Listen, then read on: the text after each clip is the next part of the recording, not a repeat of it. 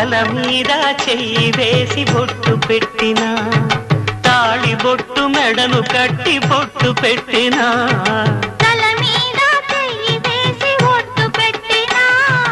తాళి బొట్టు మెడను కట్టి బొట్టు పెట్టినా సన్ని కళ్ళు తొక్కినా సప్తపదులు మెట్టినా సన్ని కళ్ళు తొక్కినా సప్తపదులు మెట్టినా మనసు మనసు కలపడమే